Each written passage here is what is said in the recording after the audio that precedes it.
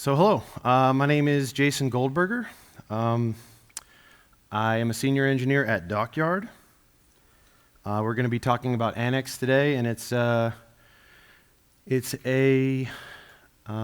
deep neural network framework that I wrote for Elixir. These are my socials, some info about myself. I work at Dockyard, senior engineer. My handle on GitHub is ElbowJason, and you can reach me at Twitter as Jason Lewis. Experience. Is there anybody in the audience that has used machine learning or deep learning or neural networks in the past? Okay. Oh my goodness, get out of here. No.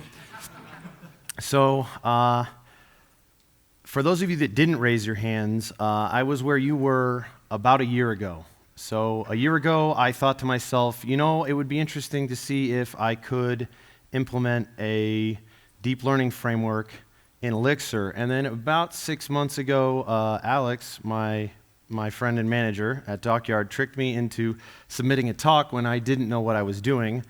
But sometime between then and now, I think I've kind of figured it out, and it was kind of an amazing experience. So today, I will be sharing with you a distillation of about a year's worth of knowledge in a short amount of time. Hopefully, you should be able to keep up. It's not very difficult once you have a guide. So, all right, so let's talk about fish. Bear with me. It'll make sense in a little bit.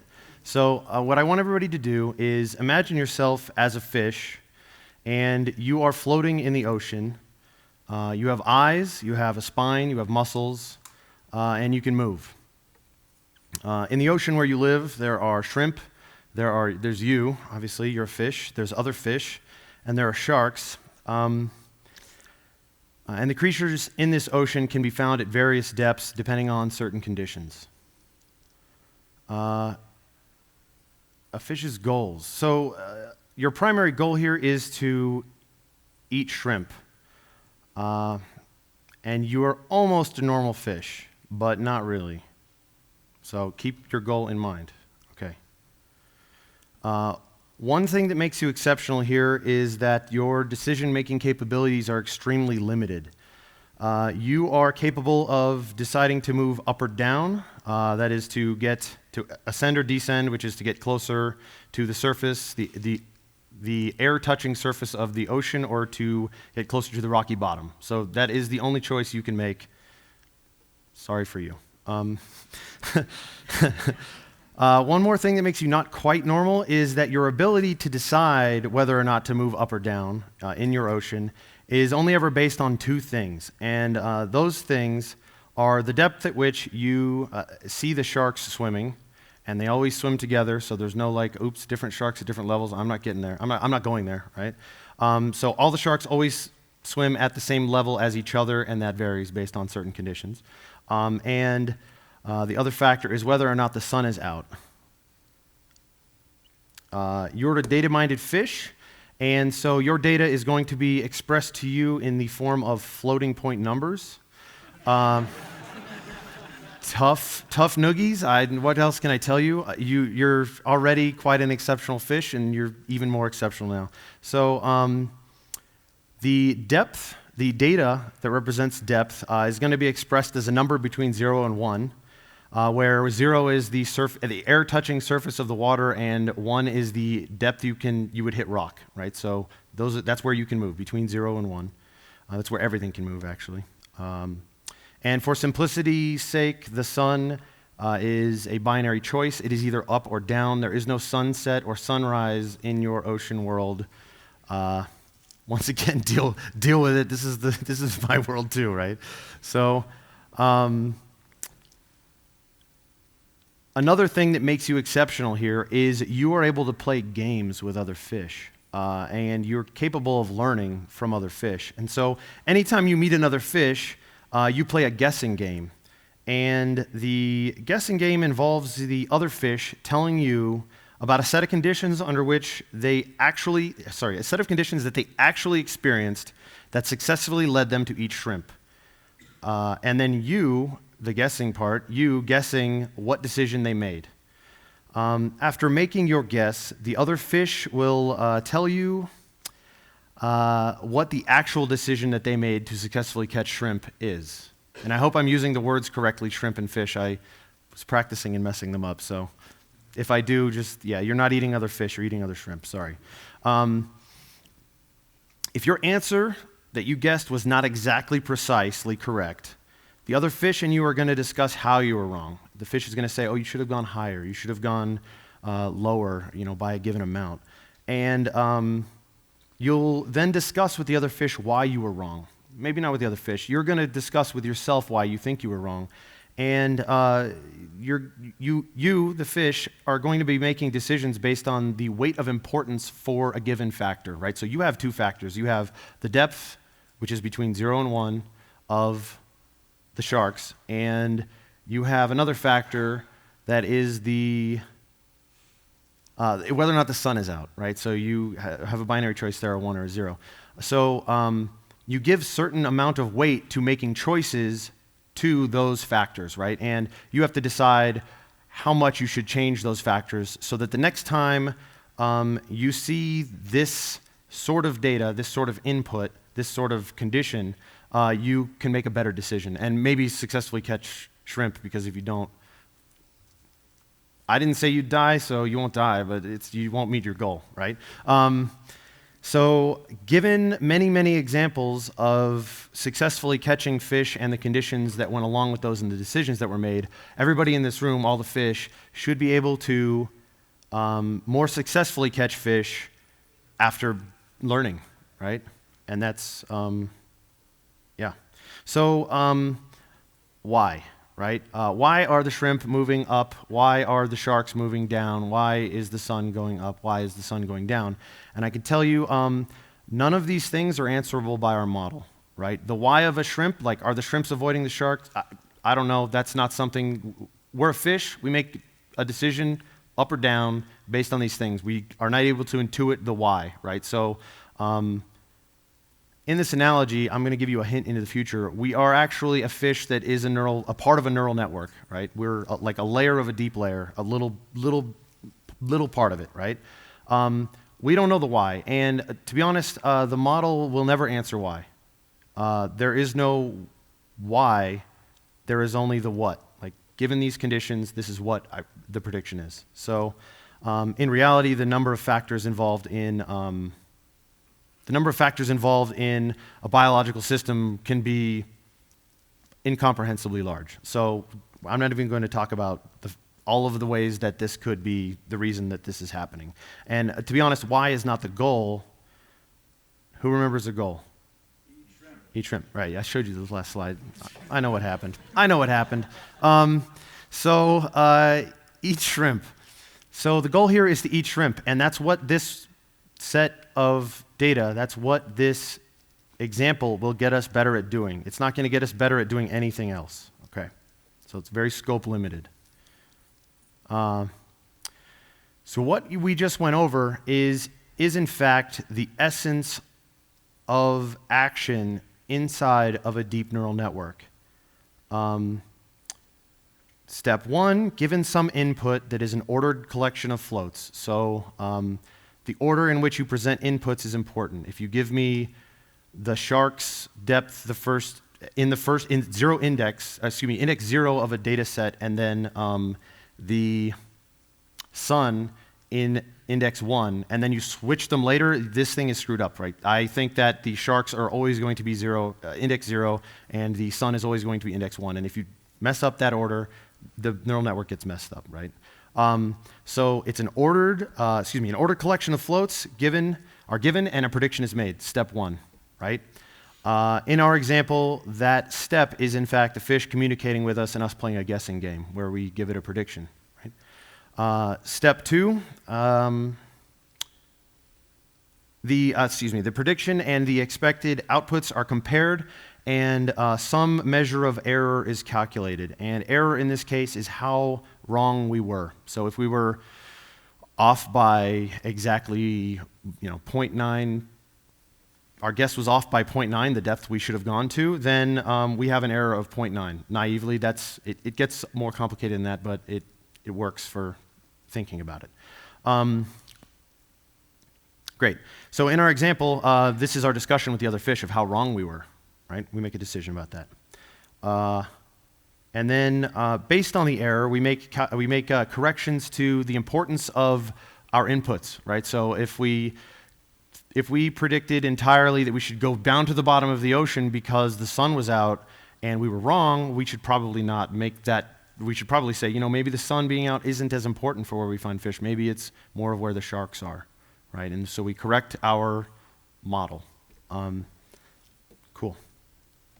So, Annex. All right. So I appreciate everybody sticking with me. I know that was a little weird, right? But you'll see in a few minutes, it was worth it. So here are some things that we're going to do. We're going to discuss these things, and we're not going to discuss these other ones, and I'm not going to read them. You can read, I hope. So what is Annex? Annex is a pure Elixir, non-OTP concern, and I'm reading this. Yeah, I'm reading this slide, right? I'm reading it. It's a collection of behavior implementing modules and structs used to compose and run deep neural networks. So there's a lot going on, and I'm going to break that down for you.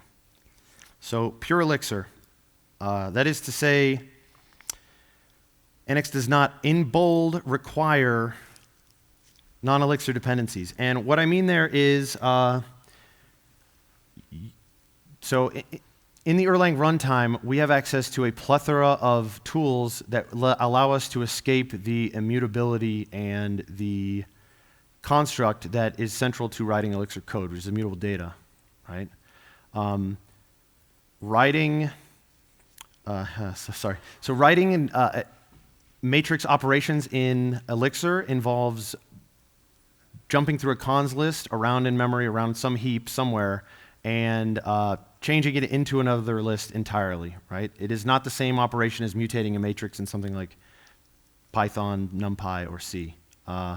And what that means for us is it involves quite a bit of computation, and that means it's slow. So the pure Elixir implementation of a lot of these things is slow, especially when you get to very large dimensionality. But we have an escape hatch, and that escape hatch is called a NIF. So in Erlang, in the Erlang VM, we can call out to native code and do operations on actually mutable matrices, and I will show you guys that in a little bit. Yeah, and those are the consequences I was talking about, is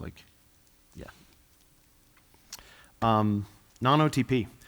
So Annex, I'm not griping on the Elixir community, but some libraries like to insist about, some libraries build OTP or parts of OTP in them. If they're concerned with concurrency, I can see why they might do that. But Annex at this point is not concerned with concurrency. I'm not here to make things way faster.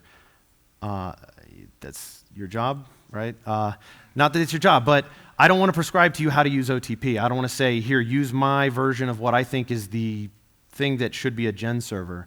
And choosing not to involve Annex in OTP means that I can still do that. I can say this is the best way to do it, but it's going to be a library that just uses it, right? So this was a decision that was made up front. It's just like, this is a data manipulation library, not an architecture library. So there's no runtime application tree for Annex. Cool. All right, behavior implementing module. So Annex has 3 very useful behaviors. Yeah.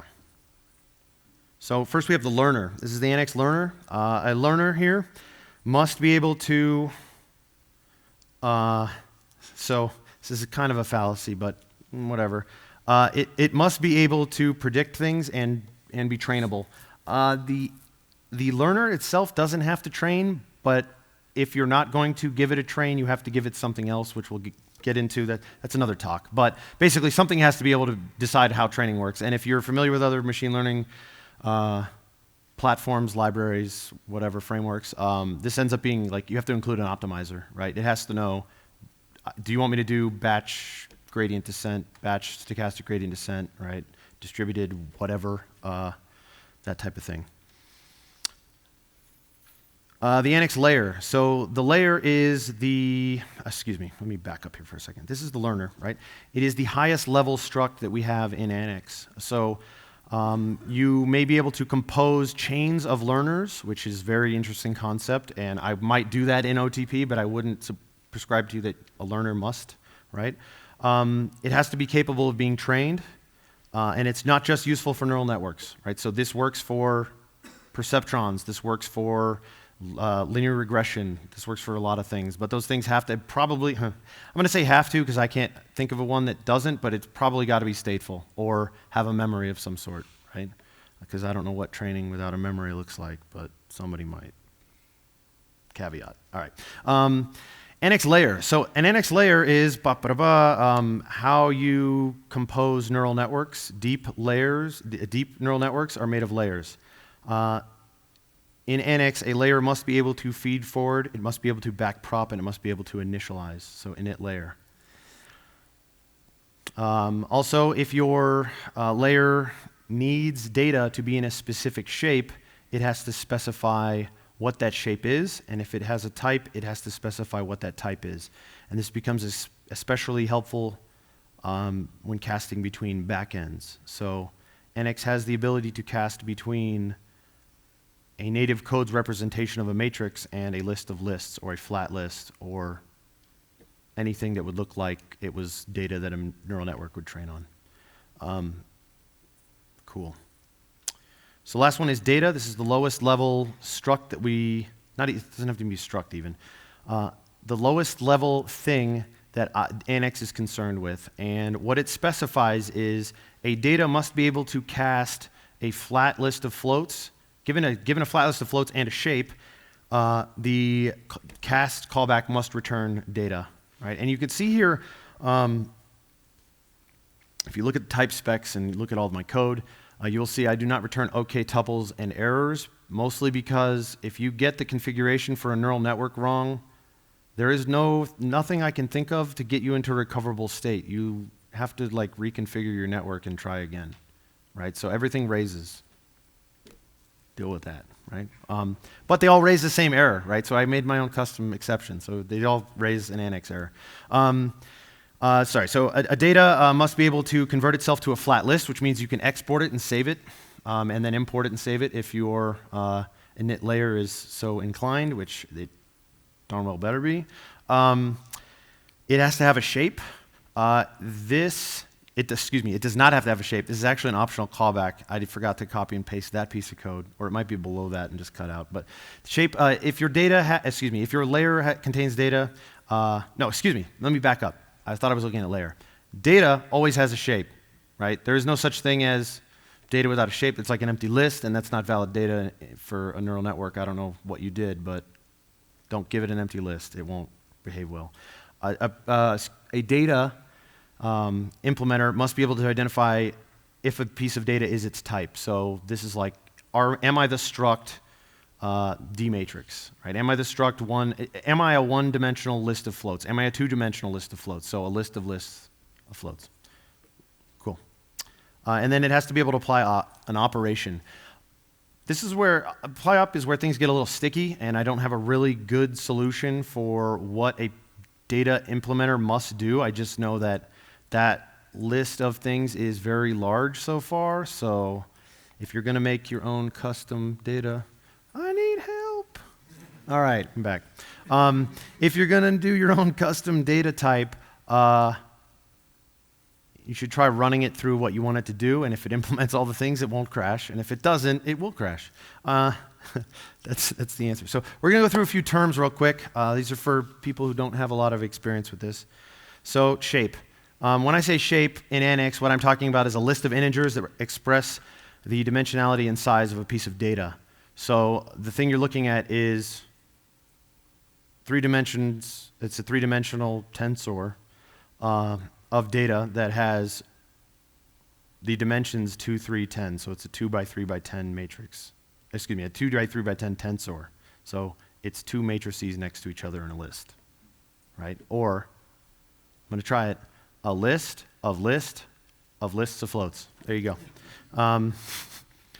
We have feedforward. So the term feedforward here, you've heard me mention it before, is the prediction phase of a neural network, of neural network training. It's basically given a row of a data set, it should be able to produce an output, and that output is in fact a prediction, right? And if it's bad, if it's not trained yet, the prediction, it might be perfect if you're really, really lucky, but it's probably not good. So it's going to get things wrong during feedforward in the early training stages of a neural network. It gets things wrong a lot. So backpropagation is the counter to feedforward. It's the other part of training a neural network, and it involves making changes to the weights in the network such that the network, the next time it sees a similar input, is able to make a better prediction about what it's seeing. Cool. Error. When I say error in, I'm trying to use the word exception when I mean error, right? I don't have error tuples, so I'm not going to say error. But when I say error, when I'm talking about Annex, I am talking about how wrong your prediction was. I'm not talking about an exception. I'm not talking about a tuple with a status on the front of it. Okay. Deep neural network. So here we go. We're going for a deep dive, right? So, and you get it. Okay. So what is machine learning, right? I started to write, I've been told, like, Jason, you need to explain machine learning. And I'm like, no, you don't want me to try that. So the problem is, machine learning is like, it's an advancing field, it's too broad. There are too many, to me at least, opaque parts. So there are parts that I look at, I'm just like, this guy is amazing at math. I can tell because there's a huge equation up here, and I know what plus means, right? So that's how I roll. I would rather answer the question, what does Annex do? So Annex is deep learning, and this particular type of deep learning is supervised learning. And by the screen, you can tell I don't mean OTP supervision, right? What it means is supervised learning involves data that is labeled examples. So I have a piece of data that represents a thing that I know what it is, and it's correct, right? Hopefully it's correct, unless your data set's messed up. You need a data scientist, right? So examples of conditions and examples of expected outputs, or examples of what you actually observed. Supervised learning is learning by example. And we're about to go through an example of example-based learning, and I'm calling it exampleception. So here we go. We're going through, this is actually one of the first tests I wrote. This is XOR. If you're not familiar with bitwise operations, XOR is exclusive OR. It's available in Elixir under the bitwise module, and these are macros. And given that little triple arrow up thing is the bitwise operator. Good thing we can read that. Anyway, sorry, that's a throwback thing, right? But anyway, given two zeros, it'll give you a 0. Given inputs that are different, it will give you a 1. So a 0 and a 1 will give you a 1. A 1 and a 0 will give you a 1, and a 1 and a 1 will give you a 0. And if you look at the data set on the right, you will see that exact pattern. In the list on the left would be the inputs to your XOR, and the list on the right is the one output that it gives. Cool. Everybody see that? All right. We're going to look at that again. This is an example of source code for XOR. Excuse me, Annex. This is source code for Annex. Forget XOR.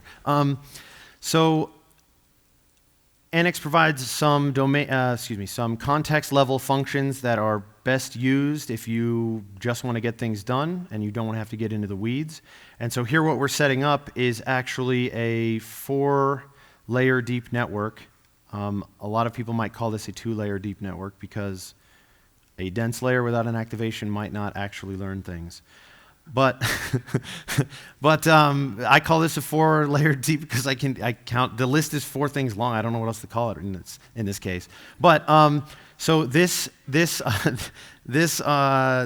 network takes 2 inputs and fans that out to a matrix of 8 inputs, and then takes and activates that with tanh, takes those 8 outputs and fans that back down into 1 output and activates that with sigmoid. We turn that into a sequence, which is the layer that is, sequence is a very unique thing. It is both a learner and a layer. So it is the layer that is responsible for orchestrating layers.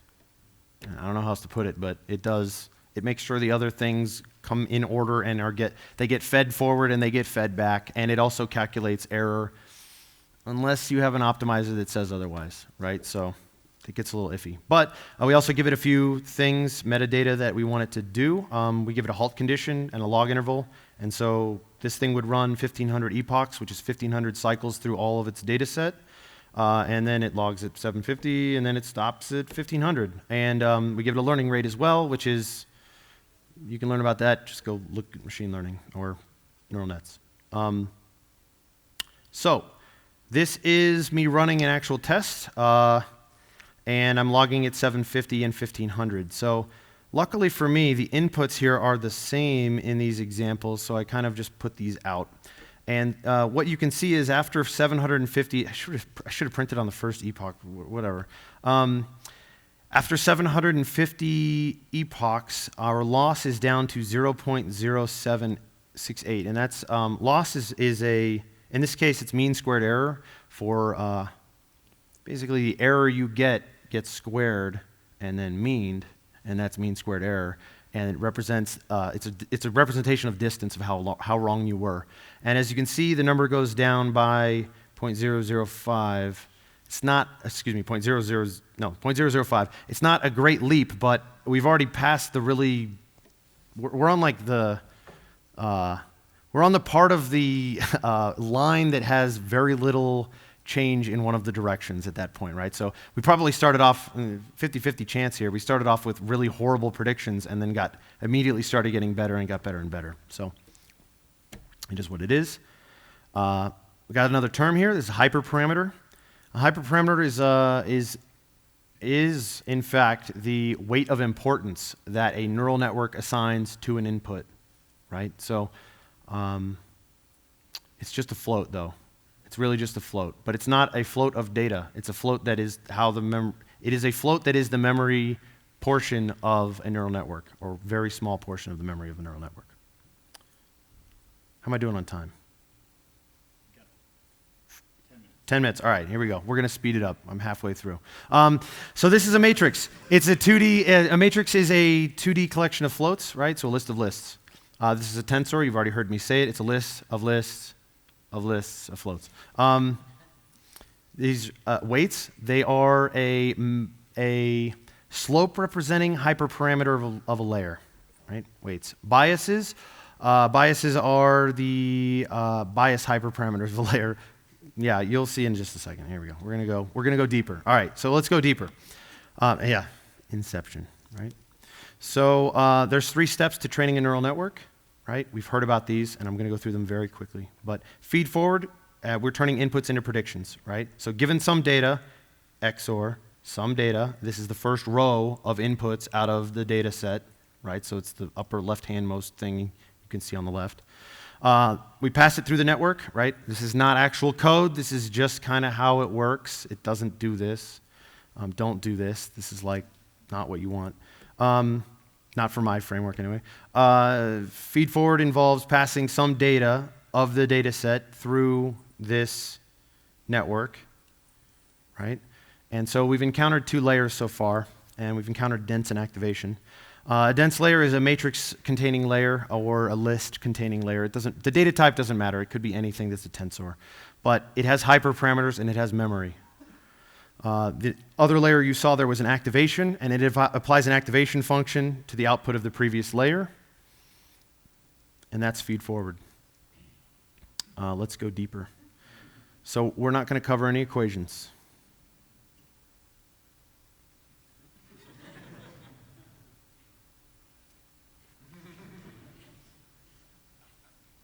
I'm sorry. So we got the slope-intercept formula. People have probably seen this before. It's not a very complicated equation. It is the equation that you use to find the slope of a line or the y-intercept of a line. There's a bunch of uses for it, but it represents the slope and y-intercept given an x. So m is the slope.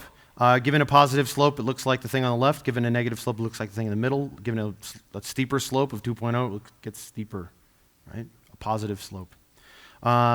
B is bias, and you'll notice the term bias here has popped up twice recently.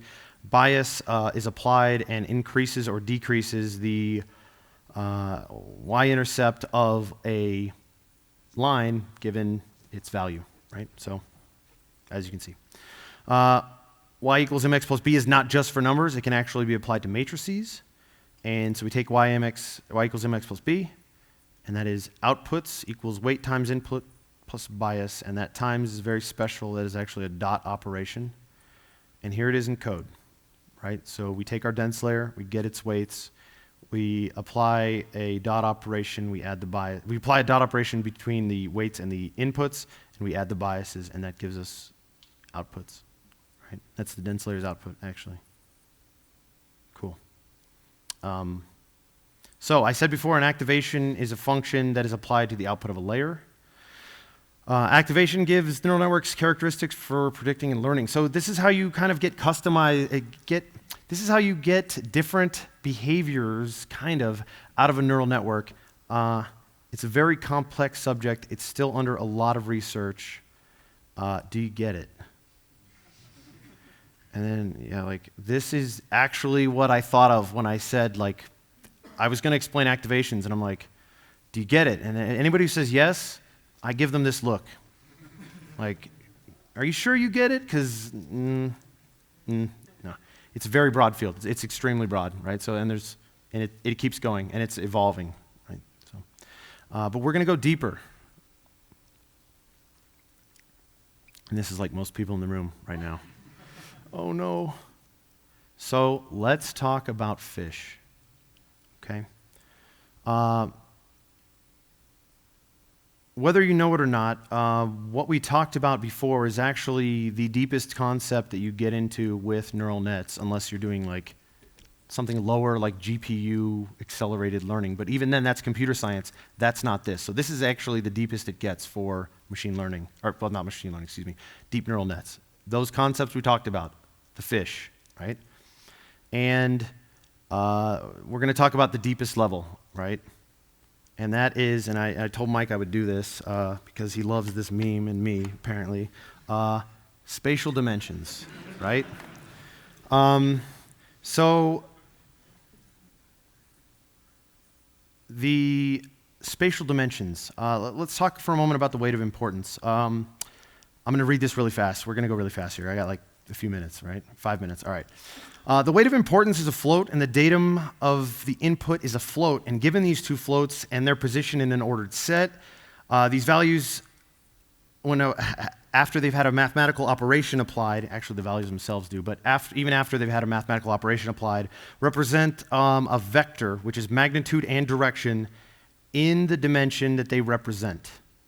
Right? And that's a really, like, I know I'm telling you guys to stretch it, but like, so taking that back, give me just a moment. So all of the vectors in all of the dimensions can be combined to represent a single vector in potentially highly dimensional space. So like, I'm not trying to blow your minds. You don't have to think about highly dimensional space. What you have to think about is being a fish, all right? So what I want you to think about is, given the dimension of where sharks are, which is actually a dimension. It's called depth. We've talked about this, right? So that one is a 1-for-1, right? And whether the sun is up is also a dimension. And it's a dimension that is one thing long, and you can either be at the left, which in your case would probably be 0, so I'm doing this backwards for me, or 1 over here, right, if it was in the x place, right?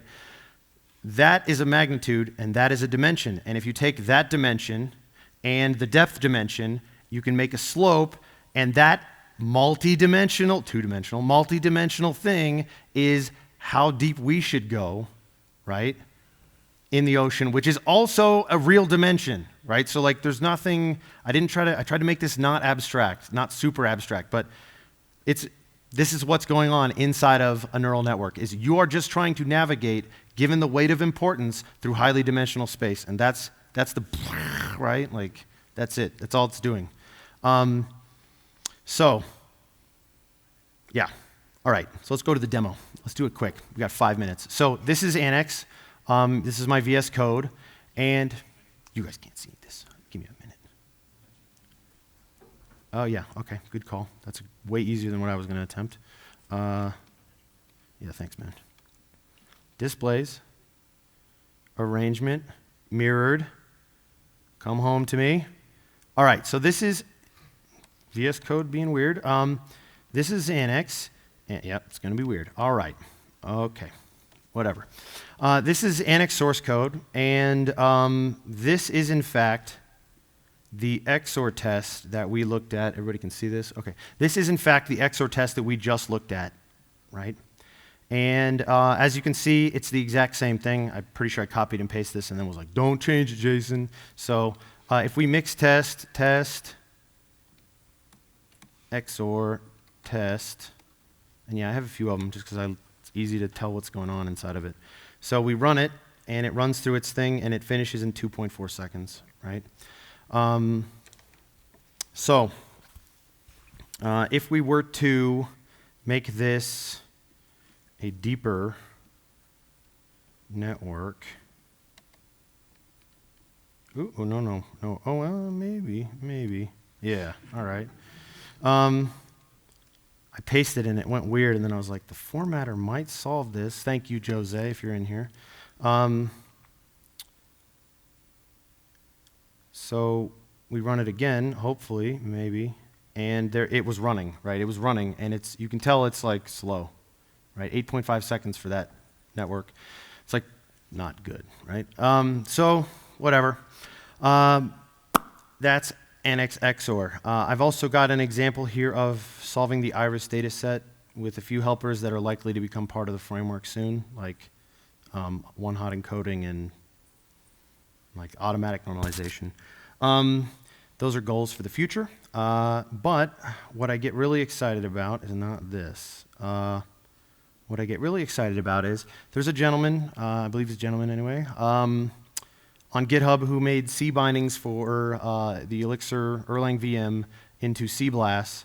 And so we get C speed, highly optimized C code, Fortran code, without doing anything but using his library. So given that, if we take and we run this code, it also has an XOR test. And the relationship, so this executed in 1.7 seconds, and this is kind of a fallacy. So what you'll see here is if I take this and I duplicate it the same way, I think we ended up with 8, right? And I changed these two. If we run Annex Matrix versus the Elixir, pure Elixir versions, what we see is a drastic increase in performance. Give me a second. I don't believe it's 3 seconds. Okay, maybe I was wrong, 3 seconds. So given this simple library with C bindings, you can see we already increased to from 8.5 seconds down to 3 seconds, right? So an improvement in performance. The thing is, nobody does neural networks this small. This is like a toy example, right? Like if you tried to run a 3,000 by 3,000 matrix in Elixir using lists, you would be waiting till the heat death of the universe for some data sets, right? Given that, these C bindings, we're ready? Okay, I'm gonna wrap it up here in a few seconds. So given the C bindings, what you'll find though is the bigger your matrix is, the bigger the difference between Elixir and C BLAS running is, up to 50,000 times faster. So it gives us, what it actually gives us is speeds that are near NumPy, and by near NumPy I mean sometimes better, sometimes worse, but nothing that is in any magnitude, any order of magnitude different, right? So within one order of magnitude we get NumPy performance, and we didn't even do it on multi-cores or using any concurrency yet, so that's still coming. I'm really excited about this if you can't tell. Sorry I took so long, but I needed you guys to feel like real fish. Hopefully you're there. Thank you for your time.